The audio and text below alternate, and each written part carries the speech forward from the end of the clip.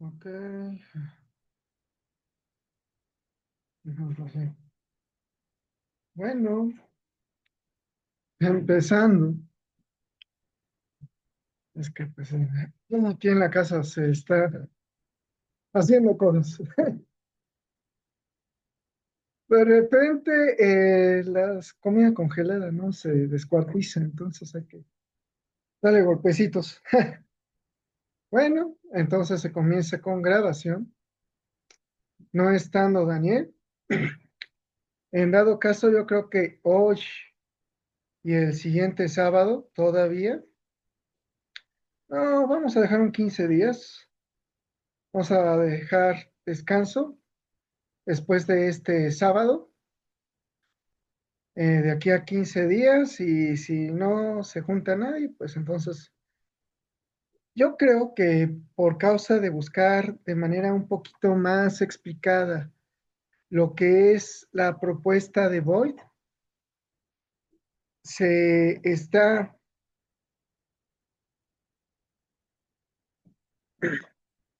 dando profundidad respectiva, ¿no? En cuanto a ello. Y bueno, pues a continuación vamos a pasar a compartir pantalla de la presentación, que es justamente una cuestión de balance, que yo lo he pasado a traducir como una pregunta filosófica por el balance. Y ya de ello, un poquito de pausa.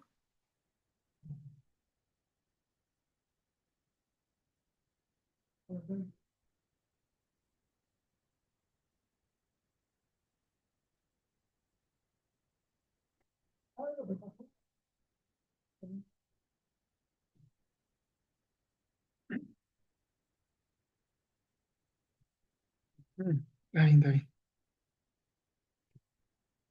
Y seguimos en cuanto a esta pregunta filosófica por el balance. En cuanto a balance, nos referimos sí, en esta superación dialéctica de Dios conociendo su eterno presente, en que el eterno presente es en sí el no tiempo propio de Dios como Dios y lo que es el tiempo de nosotros, que para este Boecio lo va explicando como que, bueno, a Dios no conoce las cosas que van a ser en un futuro, porque el futuro, este, es propio de las cosas creadas por Dios, no así el tiempo de los seres que Él crea, pasado, presente y futuro, son respectivos a la divinidad, no, perdón, a la humanidad, son respectivos a la animalidad, son respectivos de la criaturiedad, que así le podemos llamar, ¿no? Son propios de la criatura. Entonces, en ese sentido, pues, ¿cómo es que Dios conoce y nosotros conocemos y hasta en esa conocer, cómo lo podemos concebir en cuanto a Dios? Para filósofos como Spinoza, Dios no es para conocer, o sea, simplemente somos extensiones de Él y ya. Sin embargo, esto tiene sus asegúnes filosóficos por parte de filósofos posteriores, no en el sentido de ¿cómo llamarle? El análogo a nuestro hoy, fundamentalista, no, no en ese sentido, sino en el sentido de decir, ¿en serio? A ver, Spinoza, a mí no me parece. No, no en el sentido de querer interpretar las Sagradas Escrituras, como en tu caso de teología política. No, simplemente no veo como tú ves. Me parece que en tal sentido, si Dios ha de conocer, Dios conoce de manera distinta. Ya esto lo abordó Leibniz. En ese abordamiento de Leibniz, de manera consistente, Luis de Molina viene aportando lo que es el conocimiento medio. Nada más que Leibniz, todavía él habla de las mónadas, propiamente como extensiones criaturales, vamos a llamarlo así, o como criaturas de Dios en cuanto a ello. Pero en sí, debido a lo que se está diciendo, es en sí esto que Dios conoce, esto propio de la criatura, en cómo no le es ajeno a Dios y cómo sí le es ajeno. Leibniz propone mónadas. Debido a ello, propiamente Molina dice, pues por crear, Dios ha de conocer lo que crea. Y en ese sentido, se vuelve participativo con su criatura para poder crearla. Debe crearle como posibilidad, con todas sus posibilidades de ser. Y ya, con esto dicho, vemos en sí que el teísmo abierto es una extensión del molinismo. ¿Por qué ver la fuente del teísmo abierto de Boyd? Para cualquier teólogo, en el sentido filosófico, cuando quiere dar una forma de explicación actualizada al molinismo, esto es porque hay muchos molinistas a los cuales saludo, por si acaso me viera uno que otro, y hacerle diferir sin ir contra la fuente original de lo dicho por Luisa Molina, necesitas, necesitas saber que ello solo puede ser en el sentido de considerar que la propuesta original no es lo suficientemente potente en su explicación. ¿Hay ejemplos de ello? En la ciencia lo hay. Pensemos en Isaac Newton. Isaac Newton nos da lo que es el principio natural de filosofía, no, el principio filosófico de los principia filosófica de naturaleza matemática, o sea, los principios filosóficos de naturaleza matemática de la naturaleza, lo que es la mecánica clásica para nosotros en la física en la actualidad. Él es el padre de la mecánica clásica, conocida por actualidad. Ya había otro antecedente que no lo metí, hasta lo hubiera metido para entender mejor esto, quien es Aristóteles. Aristóteles es el primero que propone la mecánica como tal, la física. Él es el padre de la física en el sentido del entendimiento de aquello que habían hecho los filósofos presocráticos hasta Aristóteles, en el sentido de decir, bueno, ¿y esto que pensamos de la naturaleza qué es? Es física. Luego, en cuanto a las desarrollo y creación de las universidades y de sus disciplinas, se encuentra al final a Isaac Newton, quien es el gran padre de la mecánica clásica para nosotros los físicos contemporáneos.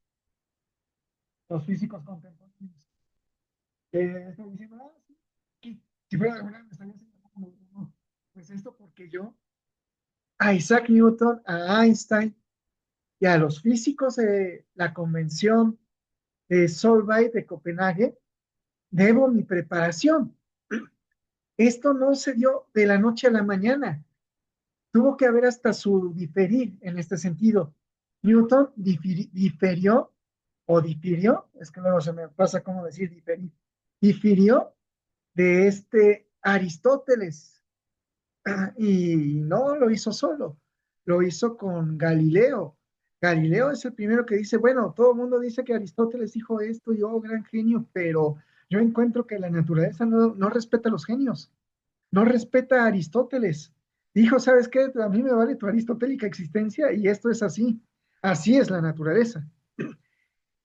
Einstein se dio cuenta que para cuando se da lo que es la electrodinámica, el electromagnetismo, que la naturaleza, si ha de tener carga de manera potencial, ha de obedecer a lo que es la electrodinámica, a Maxwell. Pero entre Newton y Maxwell, ¿qué es lo que hemos de ver? En que el tiempo es absoluto, como Newton proponía, porque yo me imagino que quería hablar acerca de lo que es un tiempo compartido, no de Dios con todo, sino de todas las cosas entre sí. ¿Cómo poder hablar de esto que dio, de este tiempo compartido, que probablemente era la idea de tiempo absoluto de Newton, que no lo expresó bien, y Einstein termina diciendo, esto no puede ser. El tiempo y el espacio son relativos. ¿Relativos en cuanto a qué? En cuanto a la luz como absoluto. Ahora, el asunto por el cual incluso el propio Einstein dijo, bueno, sí, pero yo sé que no puedo explicar cómo son las cosas cuando son influidas por la gravedad. Debido a ello, él se dedica a observar dentro del campo de las matemáticas cómo poder superar estos impedimentos. Y para ello hace lo que es la relatividad general. En ello ya dice, bueno, ya no es la velocidad de la luz lo absoluto en torno a lo que se ha de decir, sino en sí la propia naturaleza con sus leyes. Sus leyes son lo absoluto, de lo cual lo demás es relativo en cuanto al absoluto de las leyes de la naturaleza. Ahora, en este absoluto de las leyes de la naturaleza, resulta que el tiempo puede ser más loco de lo que Einstein había propuesto. Las cosas pueden ser todavía más reventantes para la cabeza. Y esto se ve en la conferencia de Solvay. A Einstein no le gustó. ¿Por qué no le gustó? Porque resulta de esto que de hecho ya estamos por entrar en cuanto a este tiempo de concurrencia, por así decirle, a esta concurrencia, vamos a llamar mejor, ya no, olvidémonos de tiempo, mejor hablemos de participación, concurrencia. Perdón que de repente me ponga tan técnico, ¿no? Concurrencia. Le decía a un amigo hace poco, oye, tú está bien que estés diciendo tantos tecnicismos teológicos, pero eso para nada más va a ser para teólogos y nada más ellos te van a hacer caso. Tiempo de participación. Esto es la participación divina de posibilidad. Dios participa de la posibilidad de la naturaleza. Para ello, la posibilidad de la naturaleza ha de verse como un absoluto. A eso a Einstein no le gustó. Es como que sí, yo sé que lo demás es absoluto, pero a la manera de Spinoza. Para Spinoza no hay tal cosa como posibilidad. Las cosas son así como son y punto. Lo que es y ya. No hay que posiblemente mañana, no. Mañana es un hecho. Punto. Lo que es el tiempo son hechos y los hechos son incontrovertibles, indiscutibles y son lo que son. Punto. Así es como tiene que ser y no se, y no hay discusión. Ahora, después de la conferencia de Solvay, en que Einstein tuvo que discutir, como que dijeron en común acuerdo, pues no nos gustará a algunos, pero la posibilidad es una ley. Eso lo ve Heisenberg dentro de los que están aquí en la conferencia de Solvay. Aquí no alcanzo a ver a Heisenberg, pero ahí está Heisenberg. Heisenberg es el que dice hay que aceptar la res potentia, el ser de posibilidad. Y eso a muchos físicos en ocasiones no les gusta, sobre todo en el área de cosmología, porque si es como que, oye, ¿cómo es eso de que el universo se va a enfriar? No, no, no, vamos a reventar y va a volver a regresar y a regresar y a regresar. Eso es un hecho y no es discutible. Entonces, que el tiempo se va a repetir al infinito, en el sentido de repetir de que, como se está diciendo, que el tiempo no es absoluto, el absoluto son las leyes de la naturaleza a los cuales ha de conformar la gravedad y nos está diciendo cómo son este absoluto de las leyes de la naturaleza. Estas leyes de la naturaleza no dan como tal posibilidad para algunos. Puede ser que sí, porque esto tendría que ver con cierto tipo de forma de entropía de la naturaleza. Esto ya es más física, esto que estoy diciendo. Ya no es nada de teología. Podría tener que ver con filosofía de la ciencia, en, oye, ¿cómo me doy a explicar lo que yo estoy percibiendo dentro de la naturaleza? Eso dirían, eso todavía es ciencia, sí, pero ¿qué es eso a lo que yo digo cómo? Eso ya es ontología, eso ya es filosofía, filosofía de la ciencia, la epistemología, o incluso a veces en ciencias de la complejidad le llamamos ciencia de las ciencias, y es donde complejidad tiene que ver en su propuesta filosófica matemática. Ahora, dentro de ello también está este, Darwin, Darwin con Lavoisier, o no, bueno, ahorita no me acuerdo, empieza con L, Lamarck. Lamarck era el primero que proponía evolución, pero no a la manera de Darwin. Darwin dijo, oye, ¿sabes qué? Hay una selección natural. En torno a selección natural, conforme a condiciones biológicas, hay una evolución. Ahora, esta forma de evolución es discutible dentro del campo de la biología. Dentro de esas discusiones resultan dos científicos que están diciendo, bueno, sí, Darwin tiene un punto, pero él no nos explica necesariamente cómo es eso de la selección natural. Tiene que ver más allá. Y en ese sentido está Dawkins y Stephen Jay Gould, en que tomando de la síntesis evolutiva, que es el trabajo de Darwin, mezclado con el trabajo del padre de la genética, que da la actual teoría de la evolución, y de lo cual beben ellos dos. Y de ellos dos difirieron. Stephen Jay Gould y Dawkins difirieron en decir, uno, Dawkins, la evolución se da de manera gradual. Gould dijo, no, lo da por saltos, son como saltos cuánticos. Y entre los dos difirieron en cómo se da.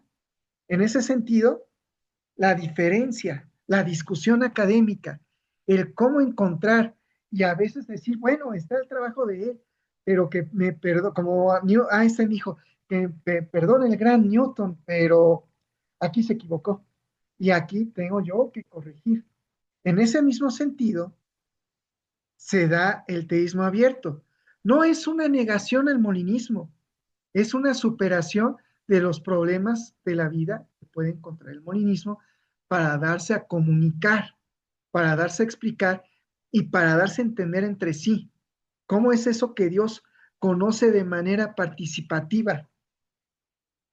Con base a reconocer que el conocimiento sobre lo ajeno así, como la naturaleza que se observa en las ciencias duras como la química, la biología, la física, las matemáticas, hasta las menos duras, como la historia, la filología, etcétera, se construyen mediante aportaciones, según cambia el ser humano.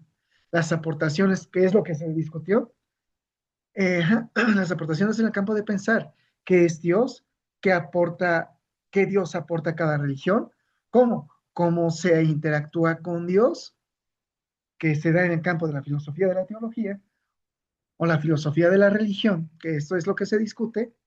La aportación de Molina requirió una actualización. Esa actualización es el teísmo abierto. Haskell es filósofo. Él desde su propuesta está hablando cómo darse el teísmo abierto. Ahora, esto no se dio, no cayó sin discusión. Esto es propiamente de lo que Boyd va dando. ¿Por qué ver la fuente del teísmo abierto de Boyd, que es Openness of God? ¿Por qué el teísmo abierto es un molinismo?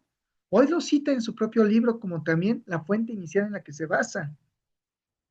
La página 124 de Satanás y el problema de la maldad, la estoy citando en inglés para que no se vea que me lo estoy inventando. Boyd rediscute acerca del molinismo, habla sobre el molinismo y dice cómo que él va a tratar sobre el conocimiento medio. Y también, propiamente, Haskell, esto es de Haskell me parece, si no es uno de los de la compañía de Pinnock, hablan al respecto, hablan al respecto de lo que es el conocimiento medio. Aquí está, del homolinismo. Aquí están siendo propiamente bebedores de Molina, uno dentro del campo de la filosofía de la religión y el otro como un teólogo que está explorando las propuestas al respecto. ¿En qué difiere Boyd del molinismo? Primero es saber que Boyd no explica originalmente el teísmo abierto. Esto es trabajo de Pinnock y compañía. O sea, el libro, se ve en el libro de Apertura de Dios. Ya lo voy a traducir en español, ¿va? La de Apertura de Dios, como se ha citado.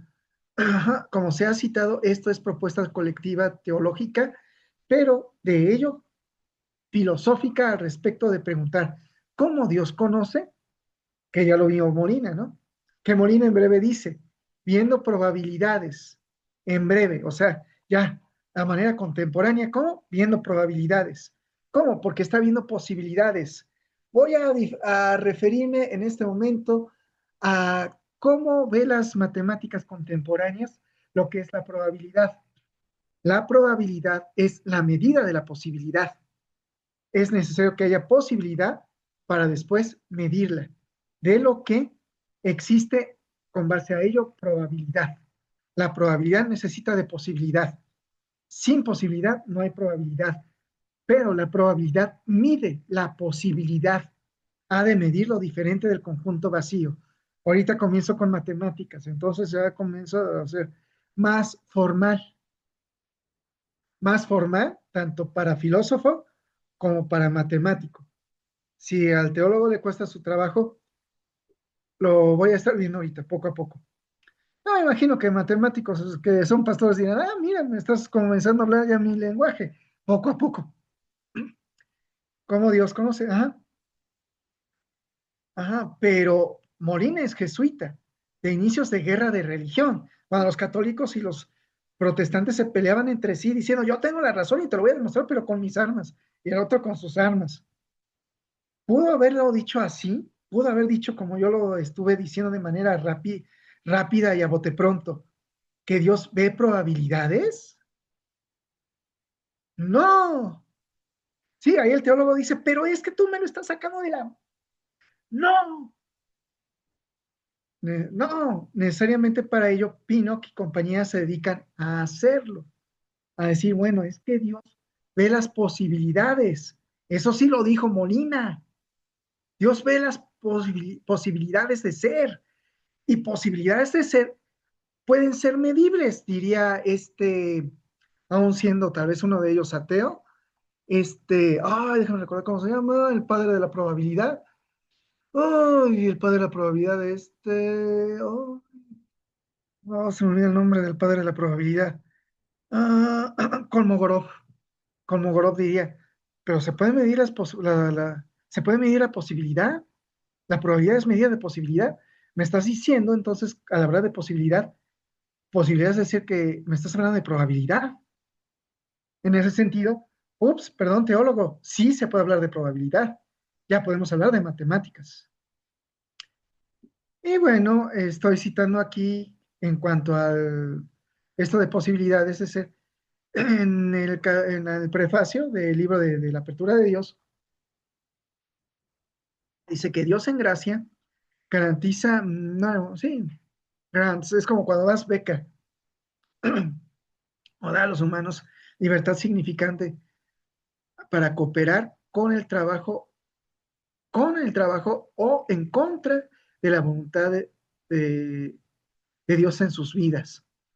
Y entra a la dinámica de dar y quitar en la relación con nosotros. Esto, poco a poco, a ver, bueno, entonces dice, lo dicho se puede ver en la obra de Boyd, sí, pero Boyd también expresa en ocasiones diferencias, déjame ver, diferencias a citar. O sea, difiere dentro del teísmo abierto. El teísmo abierto es abierto. Difiere no en el sentido de decir está mal, ¿no? Sino en el sentido de decir, bueno, sí, pero yo veo que, como aquí lo está diciendo Boyd, perdón que lo diga en inglés, ¿no? Dice el, la vista abierta de futuro tiene la misma los mismos avances de distinción para nuestro entendimiento en las escrituras, scriptures.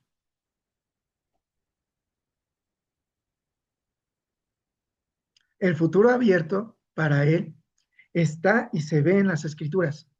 Y sí se ve. De hecho, recuerdo lo que decía mi profesor, uno de mis profesores de ciencias bíblicas, en que dice, bueno, sí, Dios habla del futuro. No, no, no lo habla él, pero sí lo dice un biblista como el de Limud. César Silva dice, Dios dice con respecto al futuro, no esperando que ocurra, sino con la esperanza de que las personas que o escuchen las profecías difieran el futuro que Dios está mirando, que no se cumpla la profecía. Dios no quiere que se cumpla, al contrario de lo que uno diría, oh, se te dio una profecía, yo espero que se cumpla. No, ellos esperan que no se cumplan, porque cuando se cumple la profecía resulta tragedia. De hecho, lo vemos con Primera de Samuel, cuando Elí, Samuel le da la profecía a Elí de lo que va a acontecer por causa de no haber puesto freno a sus hijos. Elí dice, pues ya si Dios lo dijo, pues yo no voy a discutirlo, ya así es la providencia. La, la vida es una película y la película se ha de cumplir. Dios no quiere eso. Y ya vimos los propios pasajes escriturales al respecto. ¿En qué particularidad Boyd es diferente? Para comprender acerca de ello, vamos a citar de forma divulgativa del trabajo de otro filósofo, teólogo y matemático llamado Thomas Bayes. Ajá, nacido en 1702, Londres, Inglaterra, fallecido el 17 de abril de 1761 en Tunbridge, Tunbridge Wells, Kent. En ensayo para resolver un problema en la doctrina de las oportunidades, publicado póstumamente en como transacciones filosóficas de la Royal Society. Este trabajo se convirtió en la base de una técnica estadística ahora llamado estimación bayesiana para calcular la probabilidad de validez de una proposición sobre la base de una estimación previa de su probabilidad. Esto es lo que Boyd viene diciendo. Cuando alguien ve los quizá contrafactuales, ya me estoy adelantando, porque no sé si se va a ver más o no, los quizá contrafactuales son probabilidades bayesianas de eventos. ¿En qué particularidad Boyd es diferente? Como estamos tratando de matemáticas de Bayes, ahora decimos Bayes o de Bayes, le pareció importante y conforme a filosofía, la probabilidad y estadística,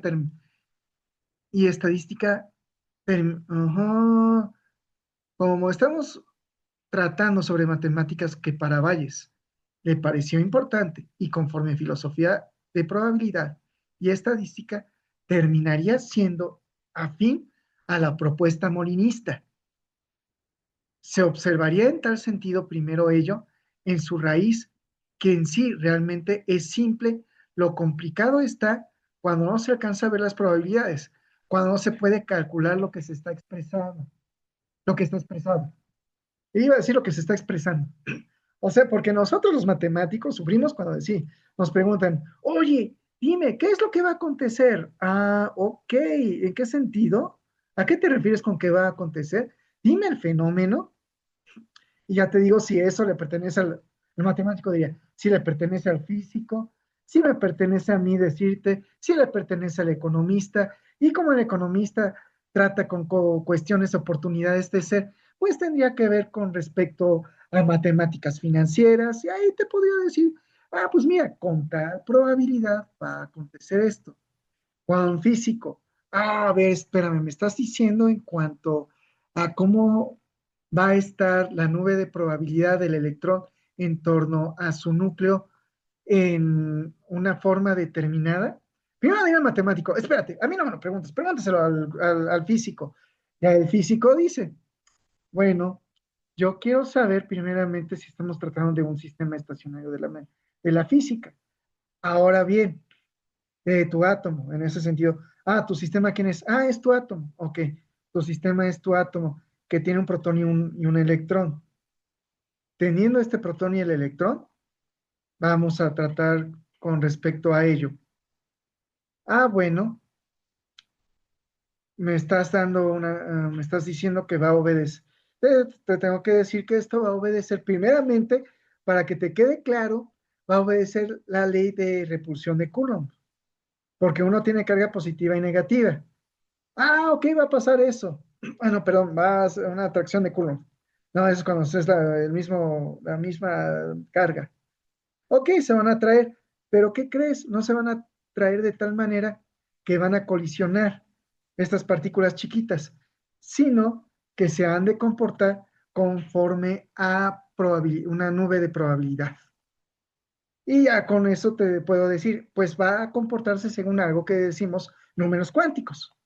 Ahora, Para ello vamos a hablar de conceptos propios de probabilidad. El concepto de conjunto es fundamental en todas las ramas de la matemática. Primero, para hablar de probabilidad vamos a hablar de conjuntos. Ah, ok. ¿Un conjunto qué es? Una colección de objetos bien definidos, un evento, algo que ocurre en un experimento. De ahí ocurre el espacio muestral. El espacio muestral es el resultado de todo lo que la estadística de los experimentos me da, todos los resultados de los experimentos, la muestra de los experimentos. Ahora, vamos a hablar de conjunto de conjuntos y para eso es una familia o una clase de conjuntos. Los eventos son subconjuntos. No estoy aquí definiendo subconjuntos, pero me hace como que el conjunto de los simios tiene el subconjunto de los monos. En ese sentido, los monos son una clase de simios. Ahora, con base a eso se puede definir los axiomas de probabilidad por Kolmogorov. Suponemos que el espacio muestral S se va a componer de estas tres leyes de probabilidad.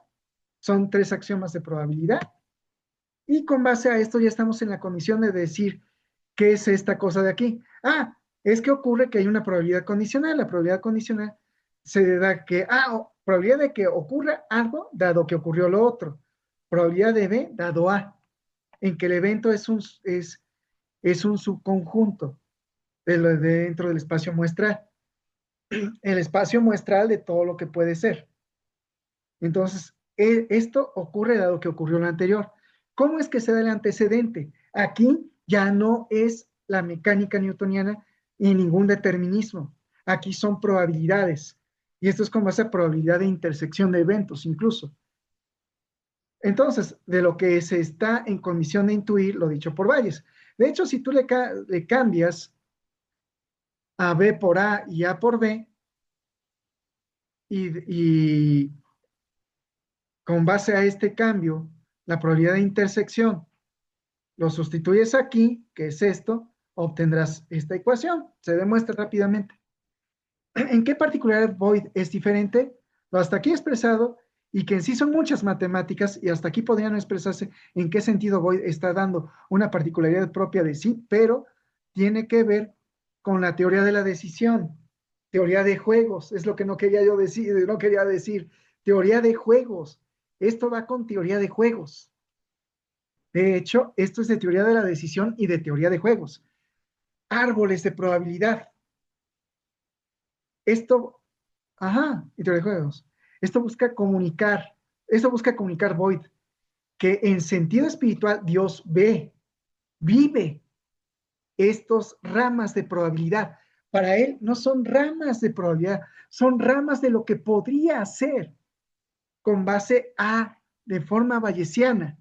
Sin forma bayesiana, hasta acá es propiamente Luis de Molina. Hasta aquí es Luis de Molina. Aquí esto es lo que nos está diciendo Boyd. Bueno, ya con esto mencionado,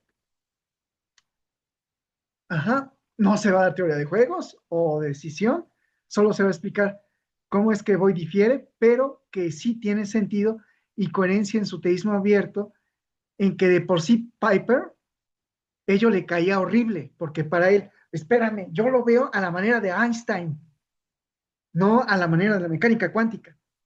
Pero lejos de lo que ocurre en el sentido de la física, en el sentido de la teología, Piper se puso a expulsar y a correr y a decir, tú te largas y tú eres un hereje maldito y te vas a ir al infierno. Pero bueno, fuera de eso, pues terminando este video, doy muchas gracias por su atención y como cristiano digo, en cuanto a lo dicho,